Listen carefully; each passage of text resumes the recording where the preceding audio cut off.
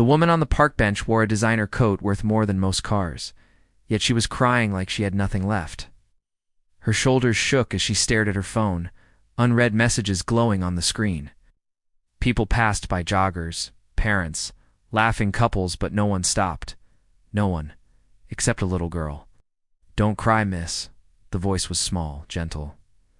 The woman looked up, startled.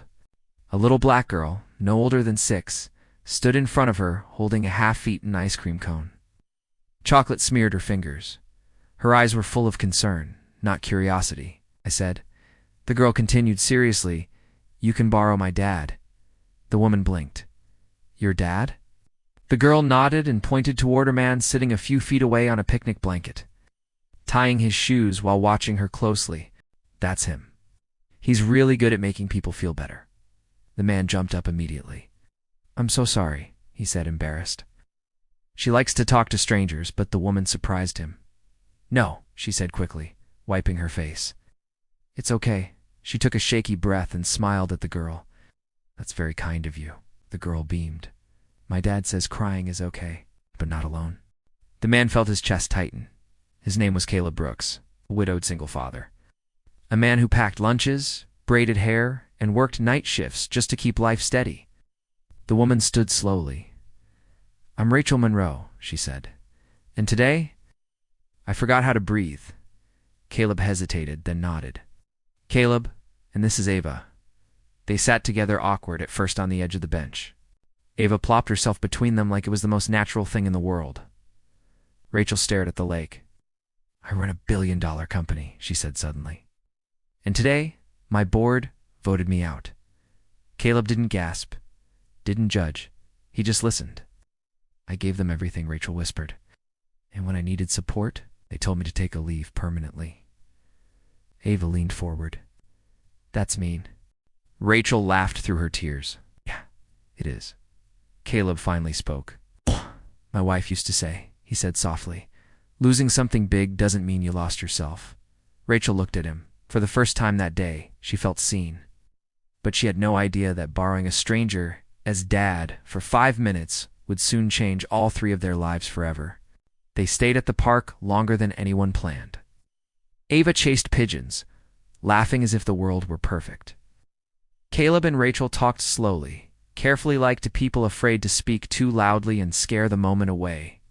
"I don't know who I am without my job," Rachel admitted. "I built that company from nothing." Caleb nodded. "I felt the same when I lost my wife. One day I was a husband, the next just surviving." Rachel looked at him, stunned. "I'm sorry." He smiled gently.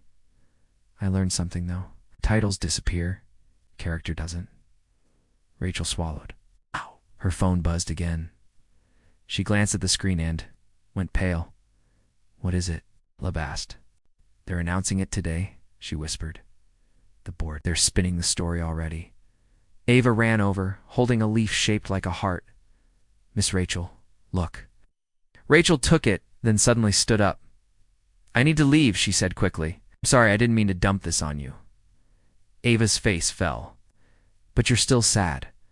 Rachel knelt in front of her, voice shaking. "Sometimes adults cry because they're scared." Ava thought hard. Then she said something that made Rachel's breath catch. "My mom cried like that before she went away." Caleb froze. "Ava," he said carefully. "She said she was tired."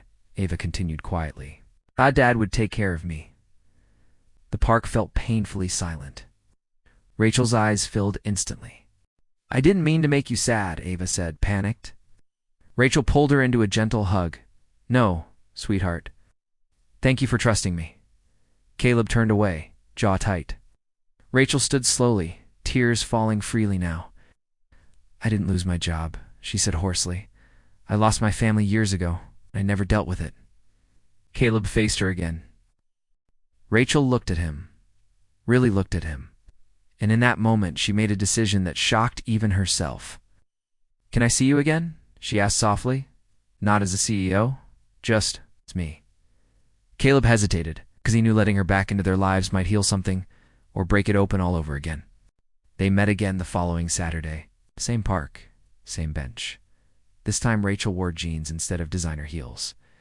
Her phone stayed in her bag, Ava noticed immediately. "You look different," she said. Rachel smiled.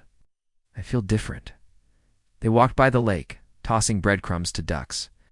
Caleb talked about night shifts and school lunches. Rachel listened. For the first time in years, she wasn't in charge of anything. Midway through the walk, Rachel stopped. "I accepted a buyout," she said quietly. I walked away. Caleb turned to her, shocked. "Are you sure?" She nodded. "I spent my life building something that didn't love me back." Ava grabbed her hand. "People are better than buildings." Rachel laughed and cried at the same time. She knelt beside Ava. "You saved me. You know that?" Ava shook her head. "I just shared my dad." Caleb felt his throat tighten. Months passed. Rachel started a small nonprofit quietly helping widowed parents and burned-out professionals start over.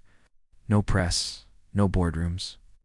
One evening, as the sun dipped low, Ava climbed onto the bench between them.